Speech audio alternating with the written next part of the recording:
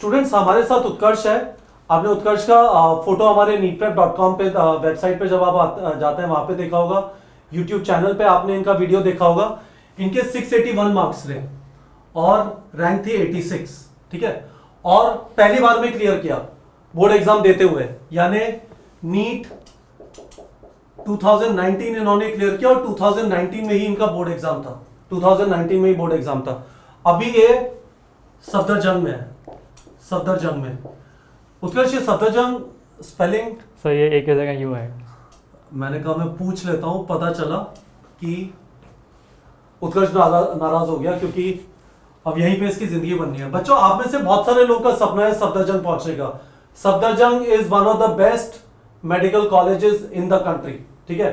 देखो इतने मार्क्स में मिलता है ना। तो उत्कर्ष हमारे ऑफिस आए। हमारा ऑफिस अब ग्रीन पार्क शिफ्ट हो गया है। सफदरजंग जो मेडिकल कॉलेज है उससे सिर्फ 1-1.5 किलोमीटर दूर है। और मैंने उत्कर्ष से पूछा कि उत्कर्ष ये बताइए, दो सबसे इंपॉर्टेंट चीजें क्या है जिन्होंने आपके सिलेक्शन में इतनी शानदार रैंक में कंट्रीब्यूट किया।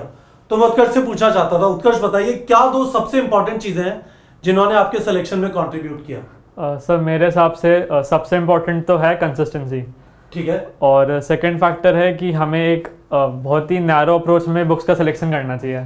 कंसिस्टेंसी आप एक चीज बोल रहे हैं, हाँ ठीक है। और दूसरा आपने कहा कि लिमिटेड मटेरियल प्रैक्टिस, ठीक है। एक एक करके चलते हैं, मुझे जरा बताइए कंसिस्टेंसी का क्या मतलब है। सर कंसिस्टेंसी का बेसिक मतलब तो यही है कि हमें संडे को भी छुट्टी नहीं लेनी है, ठीक है। तो जैसे कई बार होता है कि आज संडे है तो आज हम दिन भर नहीं पढ़ेंगे, आज तो घूमने जाएंगे, मज़े करेंगे। तो ऐसा नहीं करना चाहिए। अगर आप संडे को भी पूरा दिन चाहते हो कि आप घूमें भी, तो उसके लिए भी एक तरीका है कि आप दिन में 3 या 4 घंटे निकाल लो पढ़ने के लिए, वो सफिशिएंट है अगर आप संडे को पूरा दिन ना पढ़ना चाहें तो।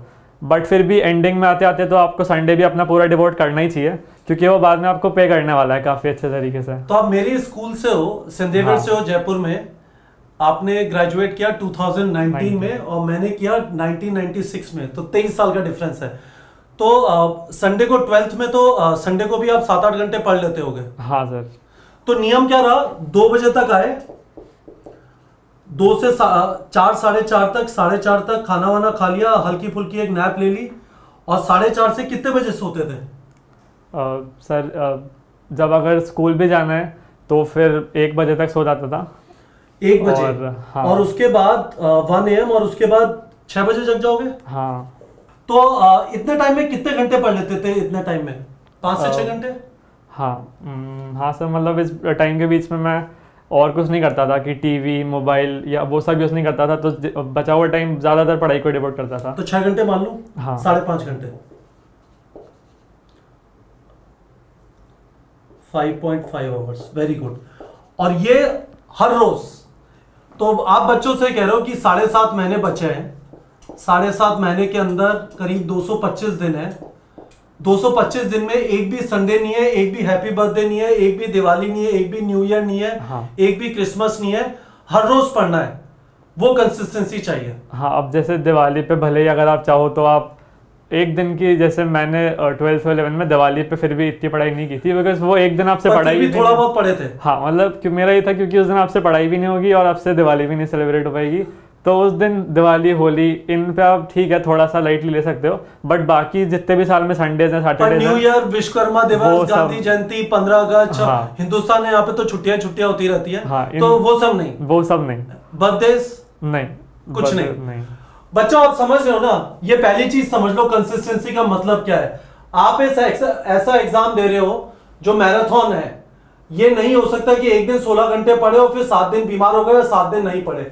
आपको हर रोज, देखो ये रैंक 86 का शेड्यूल है, पहली बार में सेलेक्ट होना है तो इतनी मेहनत करनी है। दूसरी चीज बताइए, लिमिटेड मटेरियल प्रैक्टिस का क्या मतलब है। सर इसका यही मतलब है कि हमें एक सब्जेक्ट को, एक टॉपिक को कवर करने के लिए ज़्यादा से ज़्यादा किताबों से बढ़िया है कि एक किताब में हम उसमें पूरा एक्सपर्टीज़ गेन करें। जैसे फॉर एग्जांपल अगर हमने नीट प्रेप में सब्सक्राइब कर रखा है तो हम उसी के हज़ारों क्वेश्चन है इस प्लेटफॉर्म पे, तो हम वही बार बार करें, ना कि हम कई तरीके की किताबें ले आएँ, कई मॉड्यूल्स ले आएँ और उनको रफली मतलब हर एक किताब को जस्ट थोड़ा सा टच कर रहे हूँ, तो इससे ज़्यादा बेनिफिट नहीं होगा।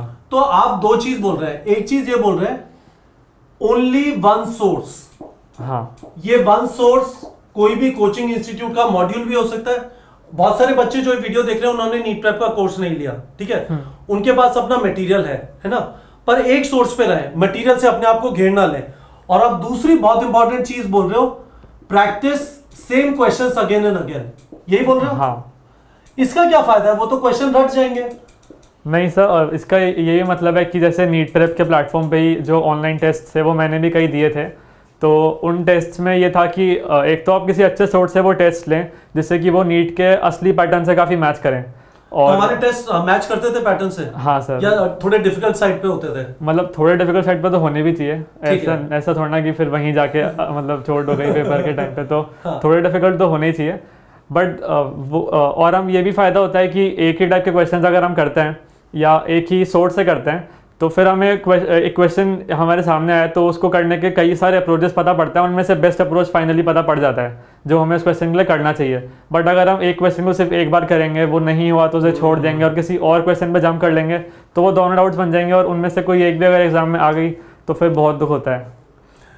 तो इंटरेस्टिंग है ये जो चीज़ है, ये काफ़ी इंपॉर्टेंट है। मुझे पहले भी किसी ने कहा था, पर अच्छा वो आपने वापस याद दिलाया। तो बच्चों एक चीज़ समझ लीजिए वापस, यदि आप हमारे प्लेटफॉर्म पे हैं, ठीक है, मैं आपको ये बता सकता हूं कि नीट प्रेप पे जो 20,000 प्रैक्टिस क्वेश्चन जिनके बारे में उत्कर्ष भी बोल रहे थे, इन्होंने भी देखे हैं, they are sufficient for your NEET preparation and score very good rank. दूसरी चीज, यदि आप वहां से क्वेश्चन नहीं करना चाहते, आप जहां से भी कर रहे हैं, किसी कोचिंग इंस्टीट्यूट का मॉड्यूल है, कोई किताब है, बहुत सारे पब्लिकेशन है, फर्क नहीं पड़ता, पर एक चीज को पकड़ के रहना है, ये सबसे ज्यादा इंपॉर्टेंट है। और दूसरी चीज जो उत्कर्ष कह रहे हैं, एक बार आपका कंप्लीट भी हो जाए ना, दूसरे सोर्स पे मत जाओ, उसी को बार बार रिवाइज करो, आपको चीजें ना एब्जॉर्ब होना चालू होंगी, राइट। एक बार में आपको अच्छी तरह समझ नहीं आता, फिर दूसरी बार पढ़ोगे तो फिर आप एब्जॉर्ब उससे करना चालू करोगे, यही कहना है? हाँ, मतलब फिर हमें क्वेश्चंस के जो हमने जो कंसेप्ट लगाया वो क्यों लगाया, उसका रीजन हमें 2-3 बार करने के बाद ही क्लियर होगा, एक बार में कभी क्लियर नहीं होगा। बच्चों समझ में आ रहा है? मैं ये चाहता हूं इस वीडियो में उत्कर्ष ने 2 इंपॉर्टेंट चीजें बताई है, ठीक है, consistency and limited material practice, ठीक है। यदि आपको मेरी बात पे विश्वास नहीं होता था, आपको ये लगता था भाई ये तो आईआईटी का, इससे क्या पता है नीट वीट क्या होता है, उत्कर्ष आईआईटी से नहीं है, इनका तो अभी नीट में सिलेक्शन हुआ है, 681 मार्क्स आए, 86 रैंक आई, भाई साहब सफदरजंग में है, देख लीजिए, ठीक है। तो इनकी बात सुन लो, पर मुद्दे की बात यही है कि मैं ये चाहता हूं आप कमेंट से बताएं कि क्या आप ये गलती कर रहे थे कि बहुत सारी चीजों से पढ़ रहे थे, क्या आप गलती कर रहे थे एक दिन पढ़े एक दिन नहीं पढ़े, एक दिन पढ़े एक दिन नहीं पढ़े, ठीक है। दूसरी चीज, मुझे आपसे प्रॉमिस चाहिए कि यदि आप ये गलती कर रहे थे तो अब ये गलती नहीं करेंगे, अब ये गलती नहीं करेंगे, ठीक है। होपफुली आप लोगों को वीडियो से फायदा हुआ होगा बच्चों, कमेंट से बताइए। और मैं आपको कमेंट देख रहा हूं कि आप अब इस वाली चीज को जो उत्कर्ष ने बताई है उसको फॉलो करेंगे या नहीं करेंगे, ठीक है बच्चों।